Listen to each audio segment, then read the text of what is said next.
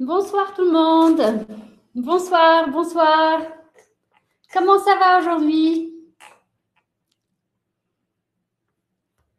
Bonsoir, bonjour. Bonjour. Vous allez bien? Je vois que vous êtes très nombreux et je vois que le monde entier est représenté. Moi, je vais très bien, merci. Bonsoir, bonsoir. Alors, on va attendre encore quelques secondes à ce que tout le monde entre dans notre salle.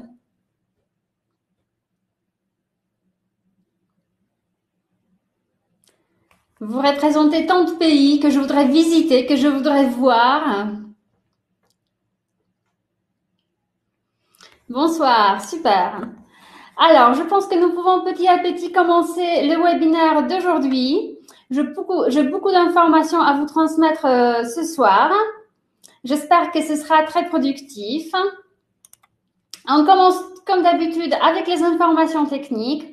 Alors, il y a une transmission sur Facebook. J'espère que tout marche bien. J'arrive pas à contrôler Facebook. Alors, si je ne réponds pas aux commentaires qui sont mis sur Facebook, je suis désolée, excusez-moi. Vous recevrez l'enregistrement de ce webinaire dans le mail demain et vous recevrez l'attestation de participation. Attention, je sais que vous attendez l'attestation de participation personnalisée. Je vous ai promis de vous donner cette attestation. Alors, vous l'aurez ce soir, juste après le webinaire. Je vous enverrai le mail. Mais attention, j'ai prévu un petit jeu. Alors, pour avoir l'attestation personnalisée avec bien votre nom et votre prénom, il faudra jouer. C'est pour, j'aime bien jouer, alors c'est pour vous une petite surprise, ce ne sera pas difficile. Voilà. Bonjour Ukraine. Bonsoir. La connexion Internet. Si vous avez des problèmes avec la connexion Internet, rechargez les sites de ClickMeeting. Et si ça ne marche pas, essayez de voir sur Facebook. J'espère que sur Facebook, ça marchera. Sinon, vous avez le chat que vous connaissez très bien. Et vous pouvez écrire vos commentaires, vos questions sur le chat. Première question. Combien de personnes ont participé à tous les webinaires? Est-ce qu'il y a parmi vous des personnes qui ont... voilà, il y en a. Super, très bien. C'est le dernier dans ce cycle, mais on peut attendre à tout. Alors, on peut commencer petit à petit. Premièrement, je voudrais vous dire que le cours de FLE en ligne, c'est un cours de FLE. Ce n'est pas un cours différent, ce n'est pas un cours de numérique, ce n'est pas un cours où vous devez montrer toutes vos possibilités techniques, c'est un cours de FLE. Alors, vous devez présenter tout ce que vous présentez d'habitude et vous devez travailler comme d'habitude avec quelques modifications tout simplement. Je voudrais dire que si vous travaillez en ligne et vous êtes forcé par la situation actuelle, ça ne veut pas dire que vous devez renverser toute votre expérience, que vous devez renverser toute votre pratique pédagogique et maintenant changer vos méthodes de travail. Vous devez tout simplement modifier un tout petit peu, mais vous travaillez normalement. Tous les conseils et toutes les recommandations que je voudrais vous donner ce soir, ce seront des recommandations et des conseils que je donnerai normalement aussi pour des cours en présentiel. Parce que beaucoup de choses, la structure des cours, les étapes, les modalités de travail fonctionnent de la même façon en ligne qu'en présentiel, avec bien sûr quelques modifications. Premièrement, j'aimerais que vous regardiez vos cours en tant qu'un élément de quelque chose de beaucoup plus large. Si vous êtes un professeur débutant, vous regardez vos cours comme une leçon de demain. Vous devez réaliser une petite leçon. Mais si vous êtes déjà un professeur un tout petit peu plus expérimenté, vous voyez ça comme un continu, vous voyez à long terme. Alors, un cours, c'est juste un petit élément de votre programme. Vous avez premièrement un programme du cours, un programme de votre année, un programme de votre semestre. Ensuite, vous devez diviser tout ça en séquences. Alors, vous divisez le matériel que vous avez, vous construisez les dossiers. Et c'est maintenant que vous pouvez construire des leçons et vous pouvez construire des cours concrets. Et après, dans ces cours, vous pouvez construire des activités et des exercices. Alors, le cours, ce n'est pas quelque chose d'isolé, mais c'est un élément d'une construction beaucoup plus grande. Regardez aussi vos cours sous l'angle de ces 4 éléments. Alors, vous avez le support, vous avez les activités, l'évaluation et l'objectif. Écrivez-moi sur le chat lequel parmi ces 4 éléments est d'après vous le plus important. Alors, j'attends vos commentaires.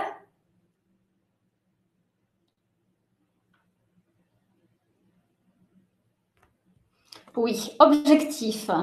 Je suis bien d'accord. Alors, tous les éléments, bien sûr, tous les éléments sont importants. Et je suis d'accord avec ceux qui disent que tous les éléments sont importants, mais l'objectif domine les autres. Si vous n'avez pas votre objectif, vous ne savez pas quelles activités construire.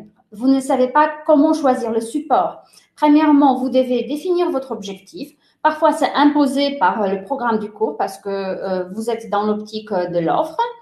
Parfois, vous devez trouver les objectifs quand vous êtes dans l'optique de la demande. Mais en tout cas, si vous définissez votre objectif, c'est à partir de ça que vous pouvez choisir vos supports et construire des activités et prévoir une évaluation. Alors, c'est bien l'objectif qui domine.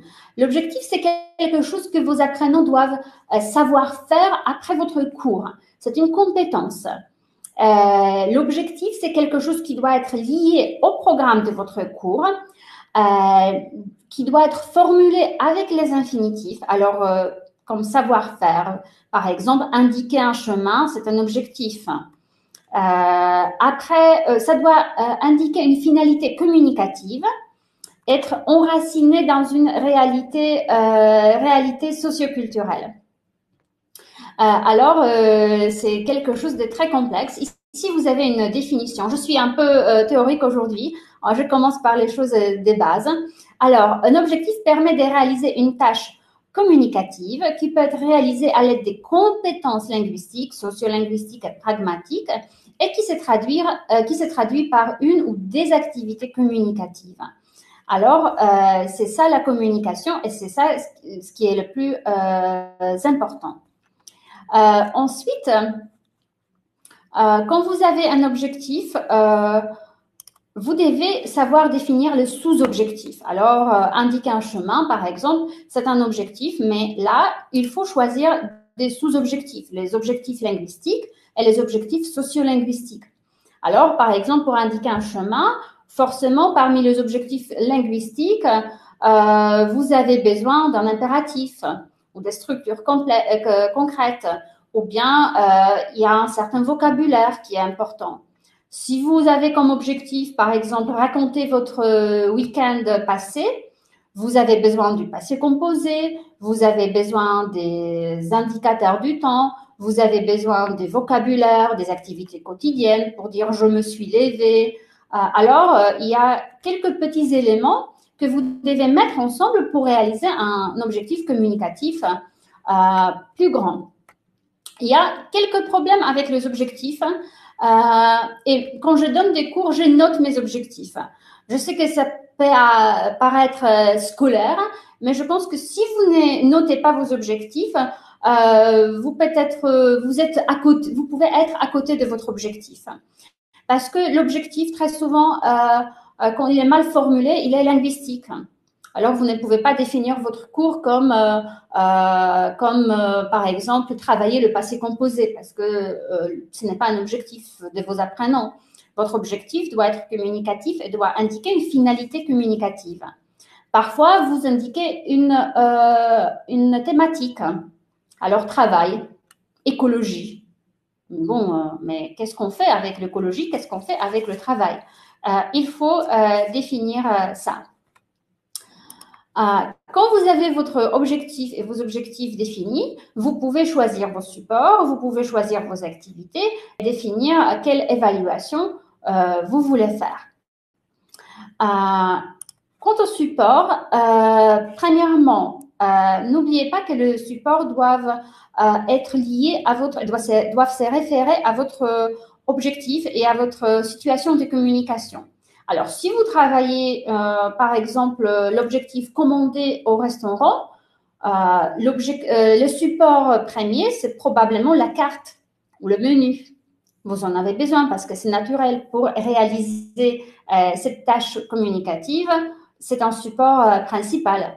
Après, bien sûr, un enregistrement, pourquoi pas, ou d'autres supports pour analyser, mais le premier support qui me vient à l'esprit, c'est la carte. Deuxièmement, pour le support, je pense que le mieux, c'est d'utiliser le support authentique. Et avec l'Internet, quand vous êtes en ligne, c'est très facile parce que vous pouvez chercher de support authentique facilement sur Internet. Cherchez des supports variés et attirants. Mais vous connaissez le mieux vos apprenants, alors vous pouvez choisir vos supports. Pour choisir des activités,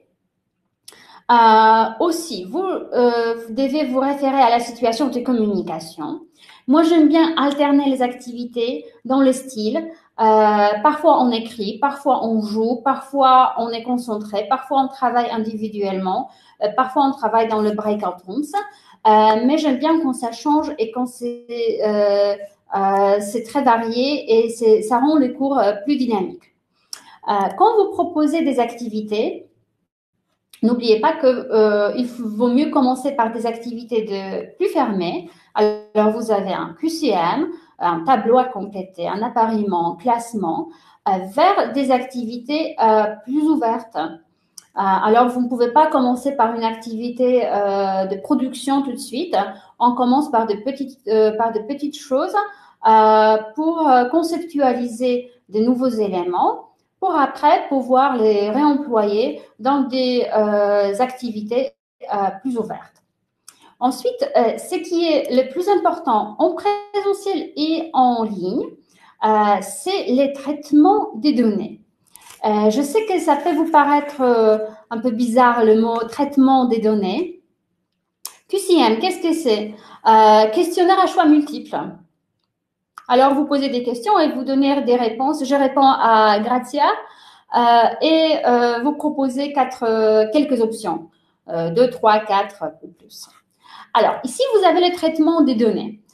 C'est le compte d'apprentissage d'Edgar Dale qui est mon principe dans mon enseignement.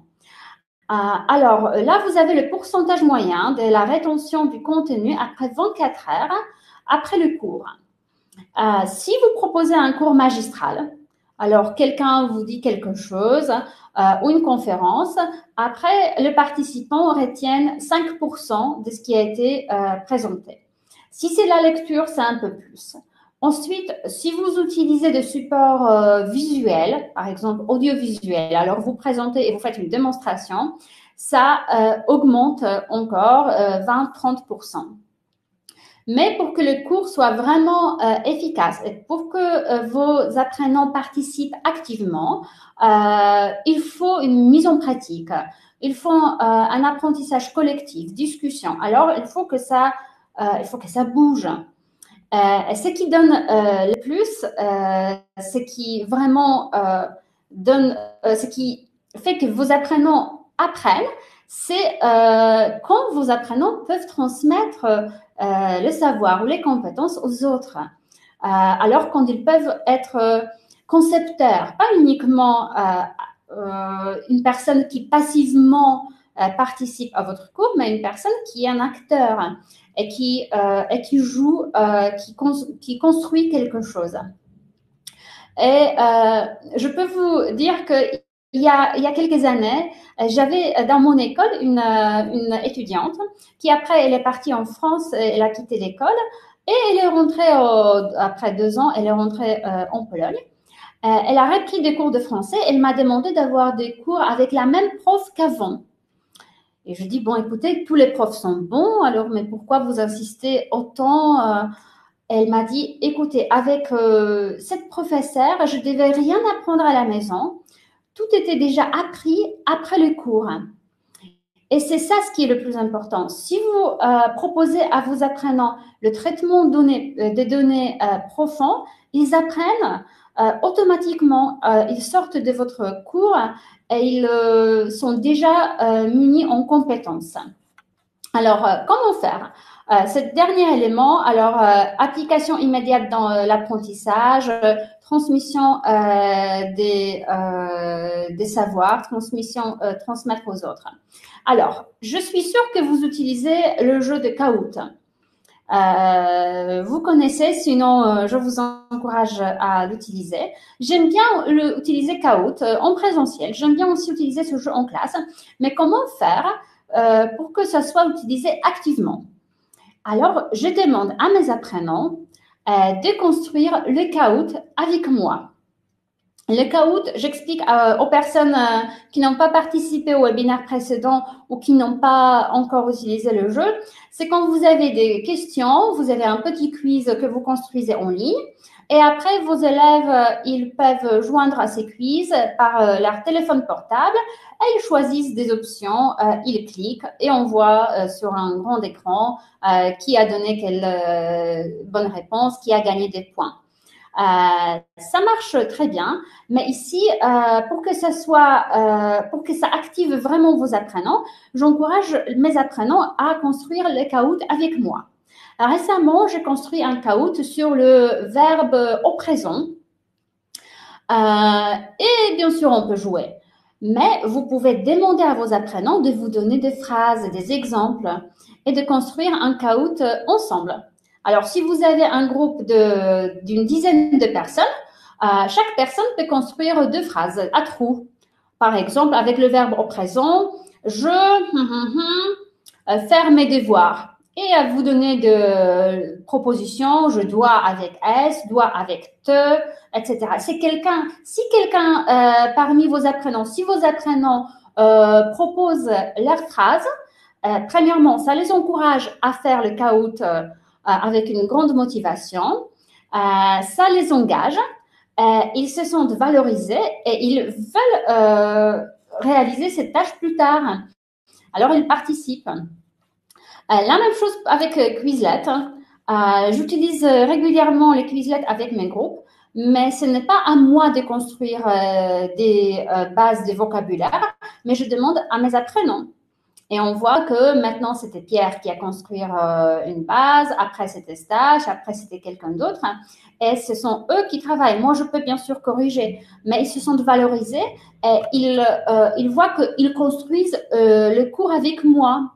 Que si je propose des jeux déjà faits, ce n'est pas aussi intéressant. J'utilise aussi assez régulièrement le logiciel WordWall. Je vous présenterai ce logiciel de plus près samedi pendant la formation. Et le WordWall, c'est comme Quizlet, mais beaucoup plus élaboré, beaucoup plus développé. Alors, vous avez votre compte sur WordWall et vous pouvez construire des jeux et des jeux peuvent changer automatiquement. Alors, si vous construisez par exemple, si vous construisez un jeu de classement, après ça se transforme automatiquement à quelques d'autres jeux, même un jeu du type télévisé. Voilà, je vois qu'il y a des personnes qui construisent des tests de Quizlet et de WordWall avec les apprenants. Vous pouvez même partager l'écran et consacrer quelques dernières minutes de votre cours. Et quand vous avez votre compte sur WordWall ou sur une autre plateforme de jeu en ligne, sur chat, les élèves peuvent donner des propositions. Par exemple, les classements que j'ai fait récemment, c'était les classements de vêtements. On a classé les vêtements, les sous-vêtements, les chaussures, les accessoires. Et j'ai demandé à mes apprenants de me donner le vocabulaire pour les mettre en catégorie. Et quand quelqu'un dit, bon, jupe, vêtements, j'ai mis jupe, vêtements. On peut réfléchir, maillot de bain, est-ce que c'est un sous-vêtement ou c'est un vêtement de plage? Est-ce qu'on construit une autre catégorie? On réfléchit ensemble et après, ils participent volontiers à faire le jeu en ligne. Oui, c'est corrigé automatiquement. C'est un jeu en ligne que les élèves, quand ils travaillent, quand ils jouent, après, ils voient s'ils ont donné une bonne réponse ou une mauvaise réponse. Mais si vous partagez l'écran et vous consacrez quelques dernières minutes de votre cours, hein, vous pouvez les construire ensemble avec vos apprenants. Après, quelles sont les étapes du cours? Les étapes du cours en ligne et les étapes du cours en présentiel. J'utilise d'habitude les mêmes schémas. Alors, je commence par une petite préparation à la leçon. Ensuite, je vais vous expliquer après quels sont les détails de ces étapes. Présentation ou découverte. On fixe ce qui a été présenté ou découvert. Après, il y a la phase des transferts et à la fin, évaluation et les feedbacks. Alors, la préparation à la leçon, c'est une phase premièrement organisationnelle où vous attendez à ce que tout le monde se connecte. Je sais que si vous travaillez dans des écoles publiques, probablement vous devez faire un appel, vous devez vérifier le devoir. Alors, ce sont des petits rituels du début du cours. Ensuite, pendant cette étape, je prévois toujours une activité de révision. Ça, c'est très important. Et cette activité de révision, j'utilise très souvent la boîte à mots. Alors, je vous en ai déjà parlé. À la fin du cours, les élèves, ils listent des mots clés du cours, des vocabulaires vus avant. Et après, on peut travailler, par exemple, avec Will Decide. Que je vous ai, excusez-moi, que je vous présente ici. Voilà. Alors, on fait un tirage au sort des mots. On travaille en binôme ou on travaille sur les forums. Quelqu'un doit choisir son mot et il fait une définition aux autres et les autres devinent de quoi il s'agit. C'est un moment aussi où les élèves, s'ils font des présentations, si c'est par exemple le niveau B1, B2, où ils font des présentations régulièrement, c'est le moment où ils peuvent montrer leur présentation. C'est un moment aussi où nous pouvons jouer avec les devinettes, avec les phrases bananes dont je vous ai déjà parlé. C'est un jeu où on peut réviser le vocabulaire et je voudrais vous montrer un petit jeu de l'intrus qui n'est pas banal du tout. Ici, vous avez les mots maison, toit, lit, chambre et cave. Quel est l'intrus? Alors, cherchez. Ce n'est pas évident. Voilà, lit. Pourquoi lit? Pourquoi le lit? Maison, lit. Alors, en fait, toutes les réponses sont bonnes. Il faut tout simplement trouver un argument. Mais si vous motivez vos apprenants à réfléchir, parce que si vous donnez maison, toit, et après vous donnez un mot qui n'a rien à voir avec ce groupe de vocabulaire, c'est facile, c'est banal. Mais maintenant, si on réfléchit, on dit, bon, c'est la cave parce que c'est au sous-sol. Ah non, c'est lit parce que c'est un seul meuble. Ah non, lit parce que c'est le mot le plus court, etc. Voilà. Alors, vous pouvez donner des arguments. Tous les arguments sont bons. Et on peut réfléchir, on peut jouer. Si vous proposez l'intrus, vous n'avez pas besoin des outils approfondis et vous forcez vos apprenants à être actifs dès le début du cours. Pourquoi les activités de révision? Je ne sais pas si vous connaissez la courbe d'oubli, mais c'est la courbe qui a été inventée ou qui a été découverte il y a bien longtemps par Ebbinghaus. Et vous voyez que si vous proposez quelque chose à vos apprenants, après ils oublient tout de suite. Mais il faut des répétitions régulières. Voilà, vous voyez des répétitions pour se rappeler. Et après, on oublie de moins en moins.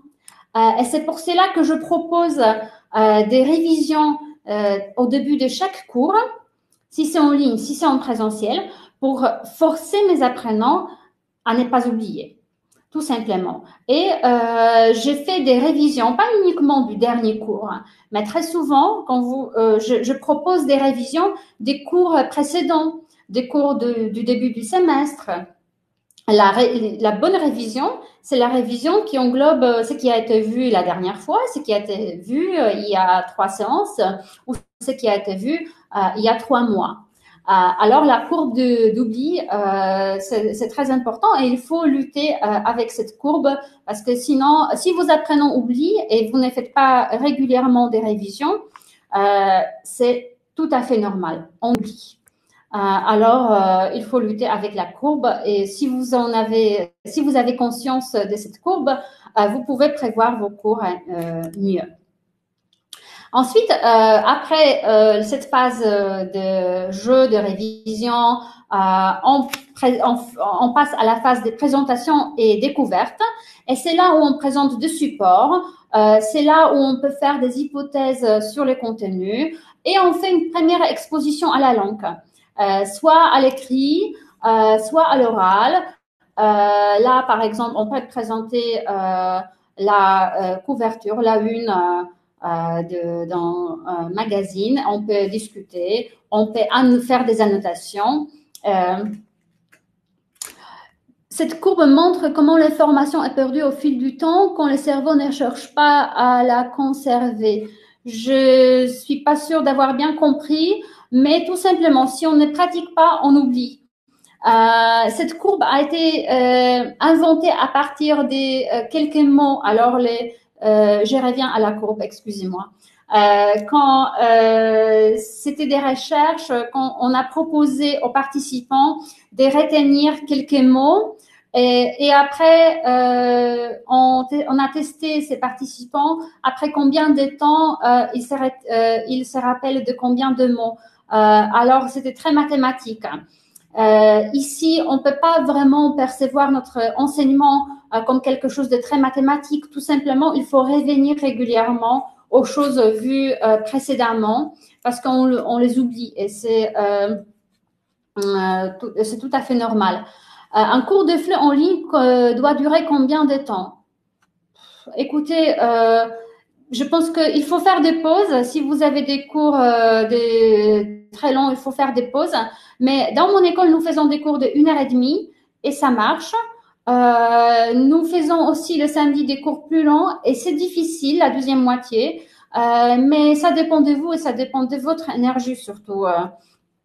Et ça dépend des activités que vous proposez. Parce que si vous proposez des activités où on bouge, où on agit avec notre corps, ça peut durer beaucoup plus. Ça dépend de votre groupe, de l'âge des apprenants. Et tout peut marcher si on se sent capable. Alors, je reviens parce que sinon je vais perdre les fils. Alors, la présentation découverte. On analyse un document oral, un document audiovisuel, un document, par exemple, qui est dans votre livre. Cette phase, normalement, elle peut être réalisée sur le forum. Alors, vous ne divisez pas votre groupe en sous-groupes. Vous restez en grand groupe. Vous pouvez écouter un enregistrement sur YouTube, facilement réalisable sur Internet. Vos apprenants, ils recherchent des informations, ils analysent le document et ils font la découverte. La découverte dans le contexte, pour moi, c'est très important aussi pour la mémorisation des nouveaux éléments. Alors, je ne présente pas des réponses toutes faites, comment construire le temps passé composé, mais je demande à mes apprenants de les découvrir dans le contexte, d'observer les exemples, de trouver les exemples, de les observer et de déduire comment ça fonctionne, à quoi ça sert. Et je l'ai fait aussi bien en ligne qu'en présentiel. Ici, par exemple, à partir d'un texte qui a été vu, j'ai demandé à mes apprenants de faire un appariement et de trouver les prépositions qui conviennent. Je peux donner ça comme une réponse toute faite, mais si je propose ça comme une découverte à mes apprenants, ils retiennent beaucoup plus et ils sont actifs. Ce qui est le plus important, c'est que vos apprenants soient vraiment actifs pendant tout un cours. Parce que si vous donnez un cours magistral, premièrement, ils ne participent pas et ils n'apprennent pas.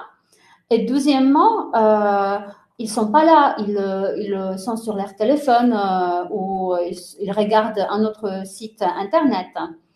Là, vous avez un exemple d'une autre découverte.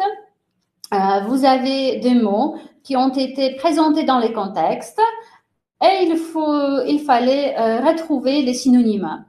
Alors, une découverte lexicale, parce qu'on peut faire aussi bien une découverte grammaticale, mais on oublie très souvent du vocabulaire. On a la tendance à expliquer et à dire ça, ceci, ça signifie ça, et un autre mot signifie autre chose.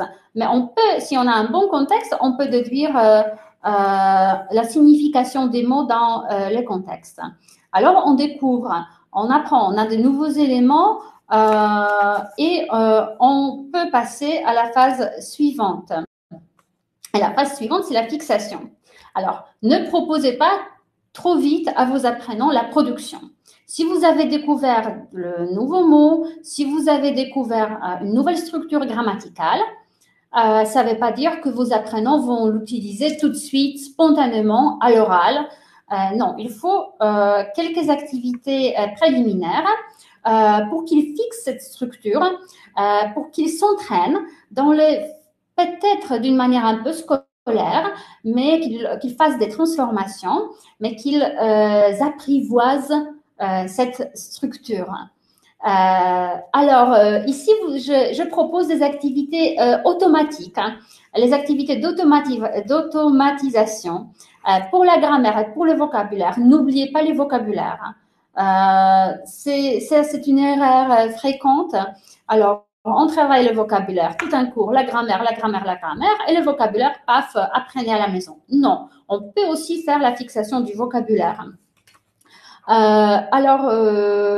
Passer des activités plus fermées aux activités plus ouvertes. Et n'oubliez pas qu'on peut réaliser ces activités à l'oral. Alors, ce n'est pas uniquement compléter des phrases à trous, ce n'est pas uniquement faire des mots croisés ou des exercices écrits, mais n'oubliez pas qu'on peut réaliser la fixation à l'oral. Par exemple, quand je travaille au niveau A11, et sur les préférences et les goûts, j'aime, je n'aime pas, je déteste. Après, nous avons l'article défini et, par exemple, j'aime le cinéma, je n'aime pas le théâtre. C'est banal, mais ça ne veut pas dire que vos A11 vont tout de suite utiliser ces phrases naturellement. Alors, premièrement, j'impose, on fait le tirage au sort des images. Et ensuite, les apprenants doivent formuler des phrases. Là, c'est un jeu que je fais avec un dé. Ils jettent un dé. Si c'est 1, ça veut dire je déteste. Si c'est 6, ça veut dire j'adore. Et il y a aussi j'aime, je n'aime pas, etc. entre les deux. Et ils disent j'aime le cinéma, je déteste le ski. Ils pratiquent le vocabulaire qui a été vu. Et il se rappelle des articles définis. Alors, c'est une phase de fixation. C'est pendant cette phase-là que vous pouvez proposer toutes sortes d'activités. Alors, le QCM, appariement, classement. Vous pouvez faire des annotations sur l'image. Vous pouvez proposer des mots croisés, exercices à trous oui, ça demande beaucoup d'efforts au niveau A1. Alors, vous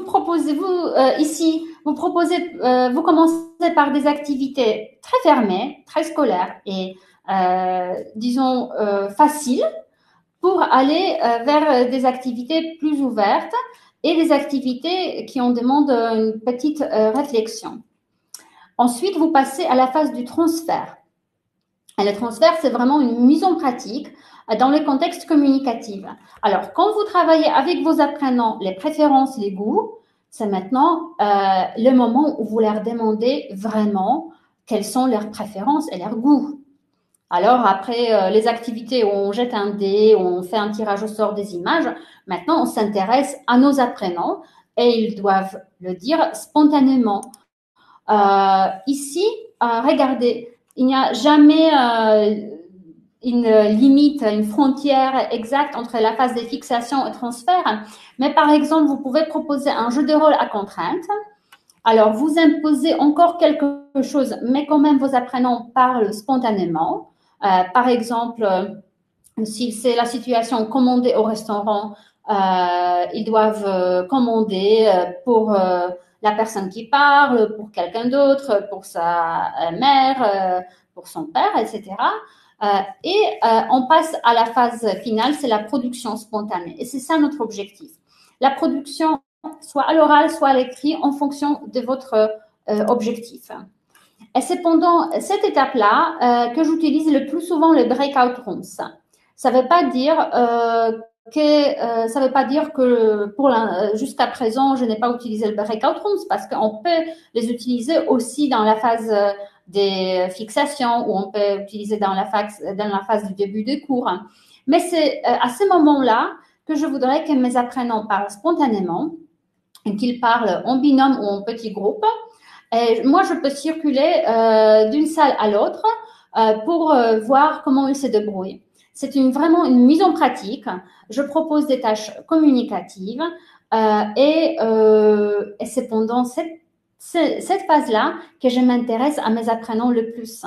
Parce que aussi la technique que j'utilise, je pose des questions vraiment à chaque fois personnelles. Si on parle des préférences, alors je pose la question à mes apprenants et vous vous intéressez à quoi? Qu'est-ce que vous aimez faire?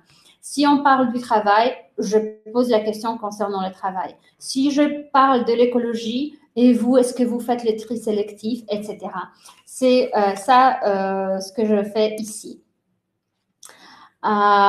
Ici, dans cette phase-là, vous pouvez faire la présentation croisée.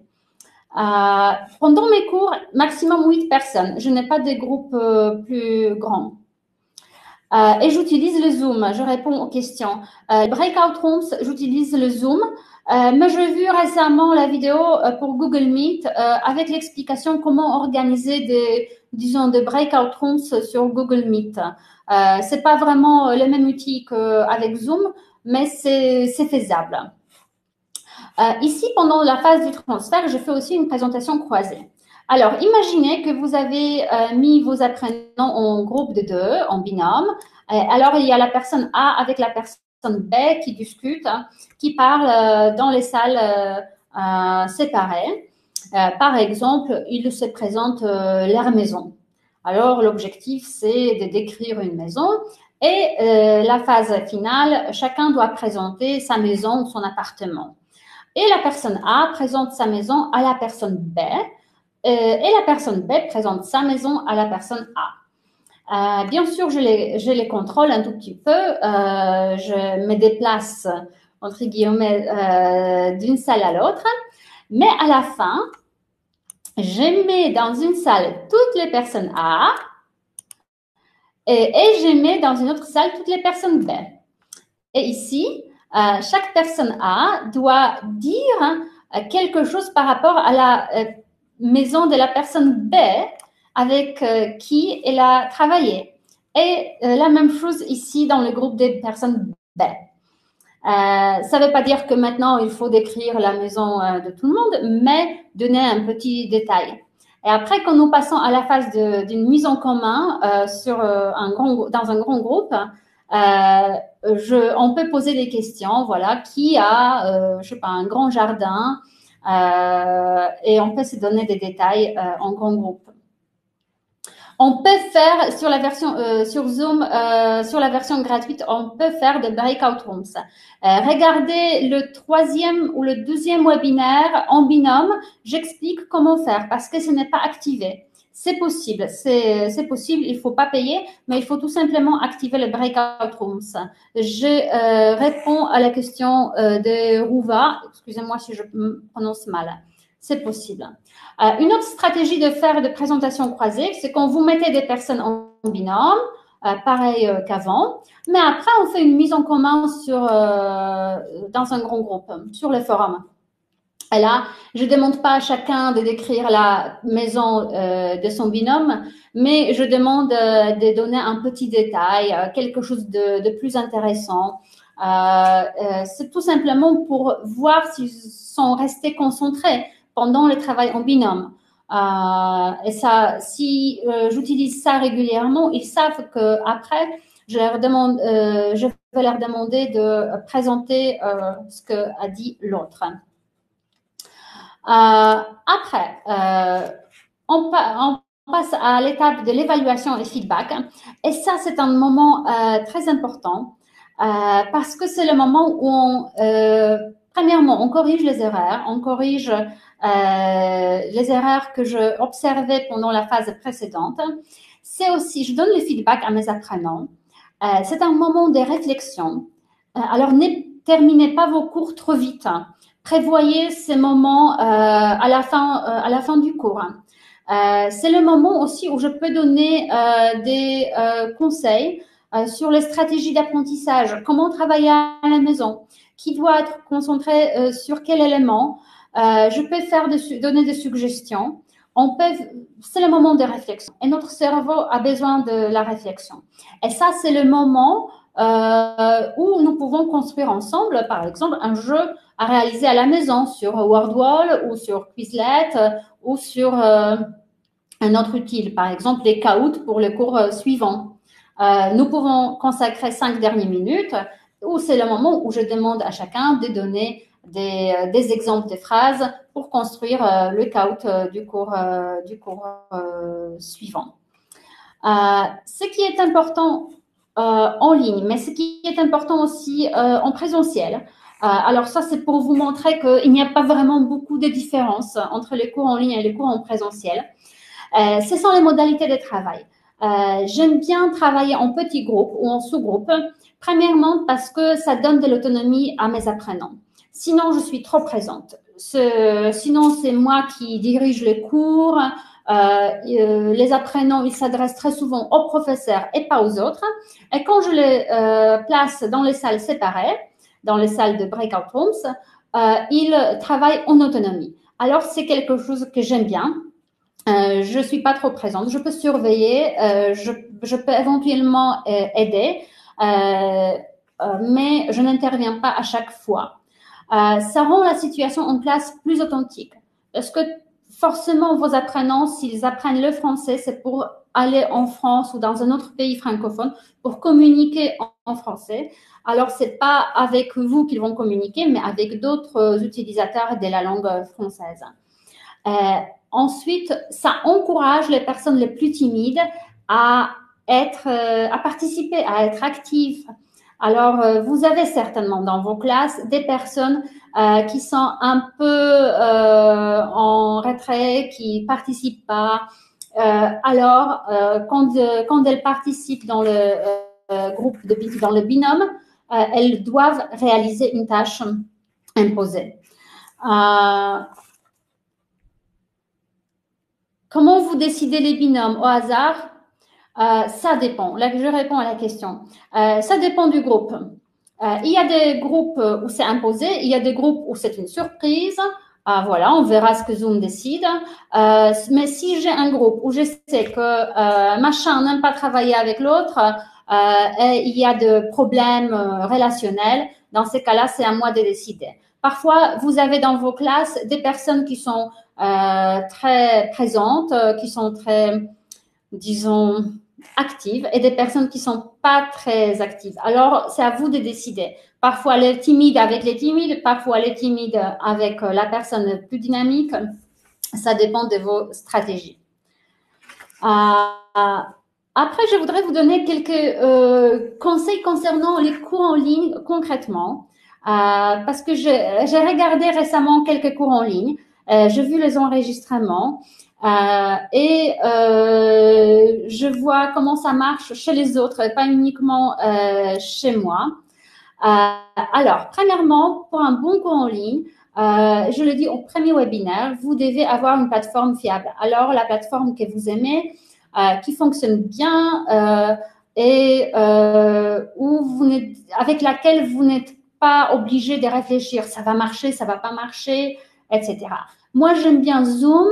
Récemment, j'ai testé aussi Google Meet. Ça donne pas autant de possibilités que Zoom, mais c'est relié aux outils de Google que j'aime bien. Alors, ça dépend de vous. Décidez, mais choisissez la plateforme que vous aimez et où vous êtes sûr. Deuxièmement, j'aime bien des cours où il y a un fil conducteur, où il y a une présentation. Récemment, j'ai vu un très bon cours de niveau A11 où la professeure a préparé une présentation PowerPoint. Je vous en ai déjà parlé, mais j'ai observé ces cours en entier et vraiment, ça a guidé les apprenants. Ça ne veut pas dire que c'était un cours magistral, parce que dans la présentation, on avait aussi des liens, où on avait des exercices à trous, mais tout était là et les apprenants, ils pouvaient suivre image après image. Et c'était les niveaux A11, les personnes qui ont commencé à apprendre le français en mars, et le cours s'est passé entièrement en français. Alors, grâce à cette présentation et grâce à cet outil, la professeure, elle n'était pas obligée d'utiliser la langue maternelle des étudiants parce que tout était vraiment clair, ce qu'il fallait faire, comment faire, etc. Alors, j'aime bien, je pense que ça aide énormément. Ensuite, j'aime bien quand même la caméra allumée. Je sais que certains d'entre vous demandent aux participants, aux élèves, d'éteindre les caméras, mais grâce aux caméras, on peut voir à qui ça plaît, à qui ça plaît pas, qui comprend, qui ne comprend pas. Alors, ça donne cet aspect humain. Alors, si vos possibilités techniques le permettent, s'il vous plaît, allumez les caméras et demandez vos apprenants d'allumer les caméras. Oui, on ne peut pas obliger les apprenants à allumer les caméras, mais si vous utilisez le Zoom, et par exemple, ils ne veulent pas vous montrer leur appartement, vous pouvez leur demander d'utiliser un fond d'écran automatique de Zoom. Alors, c'est pour cacher leur appartement qui est peut-être moche, qui est modeste, je ne sais pas. Et ils peuvent être sur la plage pendant votre cours, hein, sur la plage, bien sûr, imaginez. Sinon, j'aime bien les petits rituels du début ou de la fin du cours. J'utilise très souvent la boîte à mots, mais ça peut être autre chose. Mais c'est quelque chose qui donne de l'ordre dans votre cours. Je fais la boîte à mots, mais je sais qu'il y a des professeurs qui utilisent, par exemple, la présentation des actualités avec le niveau un peu plus avancé. Je sais qu'il y a des professeurs qui utilisent des présentations au début du cours, mais quelque chose qui rend votre cours ordonné. On est en ligne, alors pour ne pas perdre vos apprenants, pour leur donner un peu de confiance, montrez à quel moment on est. Alors, on fait ceci, on fait cela, à la fin, on va faire une activité de phonétique ou à la fin, on va faire autre chose. C'est quoi la boîte à mots? Alors, la boîte à mots, c'est quelque chose, je n'ai pas la boîte à mots autour de moi. Alors, c'est quelque chose que j'utilise avec mes groupes en présentiel, mais j'ai adapté en cours en ligne. Alors, on met à la fin de chaque cours, on met les mots importants, les mots problématiques, les mots difficiles dans la boîte. Alors, je demande à chacun d'écrire des mots sur un bout de papier.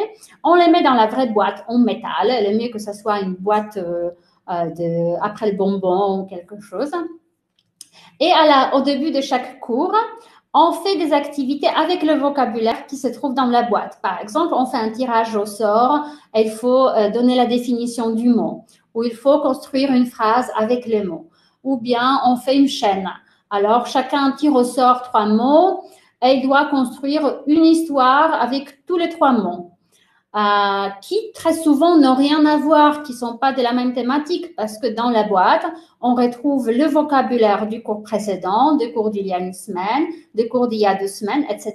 Alors, la boîte grossit et à la fin du semestre, elle est vraiment pleine de mots de tout le semestre. Mais ça nous permet d'une façon ludique de revoir et de réviser le vocabulaire au début de chaque cours. Comment je matérialise ça en ligne? Alors, tout simplement, on note sur les fichiers partagés, on note le vocabulaire dans les fichiers de Google qu'on partage. Google le permet facilement. À la fin du cours, on note, on a une date et on ajoute le vocabulaire. Et après, pour faire des activités des réemplois, par exemple, j'utilise la roue de Will Decide que je vous ai montré au début de ce webinaire et on fait le tirage au sort et il faut faire quelque chose avec les mots tir au sort. Je l'ai fait en binôme. Alors, chaque binôme a la roue qui tourne et il cherche les mots. Ou bien, on fait la chaîne sur le chat. Alors, chacun écrit une phrase et la personne suivante doit ajouter une phrase avec un mot imposé à la phrase précédente. Oui, à la phrase précédente. Et comme ça, on construit une histoire. Alors, on peut adapter ça facilement. On revient. Alors, si vous utilisez des outils numériques, je suis pour, mais habituez vos apprenants à ces outils. Ne commencez pas, si vous commencez avec votre nouveau groupe, ne commencez pas avec Will Decide ici, WordWall ici, Quizlet ici, ils vont se perdre. Alors, petit à petit, ce qui est le plus important, c'est le traitement des données dans le cerveau de vos apprenants. Alors, une bonne organisation de votre séance, ça doit être cohérent, ça doit être logique, ça doit viser la production et ce n'est pas les défilés des outils numériques. Et petit à petit, habituer les apprenants comment ça fonctionne. Alors, une fois vous utilisez Will Decide, vous donnez les liens, il manipule avec ça. Un autre jour, vous utilisez Will Decide et autre chose. Mais n'abusez pas. Alors, mon conseil, c'est 2 ou 3 applications par leçon. Avec les outils comme Quizlet ou WordWall, vous pouvez les utiliser à la maison. Alors, demandez à vos apprenants de les utiliser à la maison en autonomie. Parce que si vous en utilisez trop pendant les cours, pendant une seule leçon, ça peut être abusif. Le mieux, c'est de faire des activités où ils doivent bouger, manipuler quelque chose, montrer même devant la caméra, écrire sur le chat, mais pour que ça soit plus facile. Déjà, quand on est en ligne et c'est déjà quelque chose, c'est déjà le numérique. Alors, quand je suis en ligne et je donne mes cours, je n'utilise pas les Kahoot, par exemple, avec les smartphones, parce que sinon, ça donne un outil en plus et ça complique la leçon. Après, n'oubliez pas le temps de parole. Si vous parlez trop, ici, j'utilise les dessins de Monsieur Ucciani.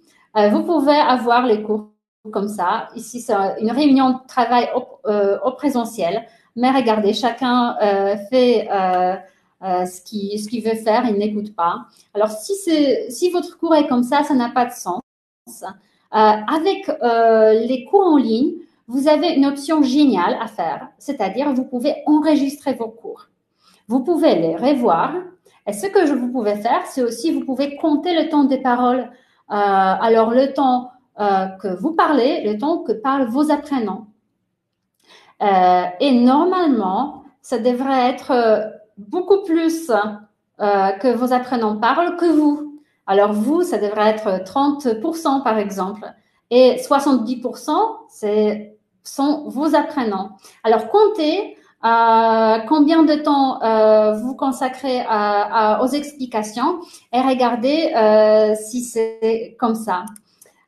L'objectif, c'est peut-être un peu humoristique, le dessin de la même personne, mais moi, je préfère les cours comme ça où je ne fais rien. J'ai préparé mes cours à l'avance et ça fonctionne très bien. Et ce sont mes apprenants qui travaillent. Et moi, je peux me reposer, même avec les débutants. Ça fonctionne. Avec les débutants, je passe beaucoup de temps à la préparation des cours, où j'ai réfléchi comment organiser, quelle activité avant, quelle activité après, est-ce qu'il faut donner une contrainte, pas contrainte, tirage au sort ou pas, etc. Mais pendant les cours, ils manipulent, ils font les cours par eux-mêmes et je suis juste, disons, une petite observatrice. C'est ça l'idéal des cours que je voudrais donner et que j'espère que je donne. Alors, activez vos apprenants le maximum possible pour qu'ils participent, pour qu'ils créent des activités avec vous, pour qu'ils soient des acteurs et pas uniquement des spectateurs passifs de vos cours. Si vous voulez avoir plus d'idées qui activisent, qui rendent vos apprenants intéressés, alors je vous invite, il nous reste 3 jours, je vous invite à la formation du samedi à 9 h, alors très tôt le matin. Je vous présenterai des activités qui boostent mes cours. Alors j'espère que vous serez là avec moi. Non, la formation est donnée une seule fois, mais la formation sera enregistrée et l'enregistrement sera envoyé aux personnes inscrites. Alors, c'est pas comme maintenant avec les webinaires gratuits que les enregistrements apparaissent sur YouTube et sont accessibles à tout le monde. Mais les enregistrements seront disponibles uniquement aux personnes inscrites avec la présentation et bien sûr avec l'attestation des participations. Pour s'enregistrer, pour s'inscrire, alors il faut aller sur le site voilà.edu.pl /booster et là vous avez la possibilité d'inscription. Je compte sur votre participation. Merci beaucoup. Et n'oubliez pas les guides. Il y a pas mal de personnes qui ont déjà acheté les guides. C'est les guides destinés surtout aux personnes qui apprennent le français. Mais je sais que vous, en tant que professeur, vous pouvez trouver beaucoup de stratégies que vous pouvez ensuite transmettre à vos apprenants. Je vous remercie. Je vous remercie pour tous les cycles de webinaires. C'était vraiment un grand plaisir d'être avec vous. Et c'était un grand plaisir de lire tous vos commentaires sur Facebook, de lire tous vos mails. C'était aussi très constructif pour moi. Alors, je vous remercie. Je reste en contact parce que j'ai pas mal d'idées, des formations, des webinaires. Alors, je vous en informerai par mail. Et ce soir, juste, je me déconnecte et je vous envoie un jeu pour avoir l'attestation personnalisée. Merci beaucoup. Bonne soirée. Au revoir.